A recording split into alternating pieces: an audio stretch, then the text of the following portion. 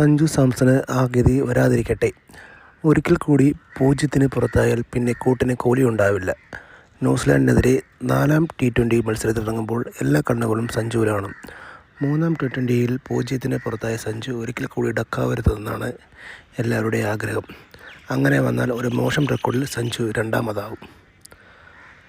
ഇന്ത്യയുടെ T20 ചരിത്രത്തിൽ ഏറ്റവും കൂടുതൽ തവണ 0-ന് പുറത്തായത് മുൻ ഇന്ത്യൻ ക്യാപ്റ്റൻ രോഹിത് ശർമ്മയാണ്. 12 തവണ അദ്ദേഹം 0-ന് പുറത്തായിട്ടുണ്ട്. 151 ഇന്നിംഗ്സുകളിൽ നിന്നാണ് ഈ നേട്ടം കൈവരിച്ചിട്ടുള്ളത്. ന്യൂസിലാൻഡിനെതിരെ 3-ാം T20-യിൽ സഞ്ജു 0-ന് പുറത്താവുന്നതിന് മുമ്പ് വരെ കോഹ്ലിയായിരുന്നു രണ്ടാമൻ. എന്നാൽ ഇപ്പോൾ 7 തവണ ഇരുവരും 0-ന് പുറത്തായി. കോഹ്ലി ഇന്ത്യക്ക് വേണ്ടി 117 T20 ഇന്നിംഗ്സുകളാണ് കളിച്ചത്. ഇത്രയും ഇന്നിംഗ്സുകളിൽ 7 തവണ മാത്രമാണ് സമഭോജ്യനായത്. 47 എന്ന ചുരുക്കം ഇന്നിംഗ്സിൽ നിന്നാണ് സഞ്ജു 7 തവണ 0-ന് പുറത്തായത്. ന്യൂസിലാൻഡിനെതിരായ പരമ്പരയിൽ ആദ്യത്തെ തവണയും.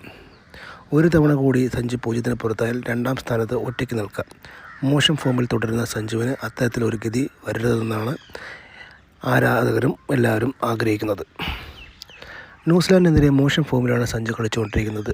ആദ്യം മത്സരത്തിൽ 10 റൺസ് നേടി സഞ്ജു 2-ാം T20-യിൽ 6 റൺസിന് പുറത്താവുകയായിരുന്നു. ഗുവാഹത്തിയിൽ 0-നും.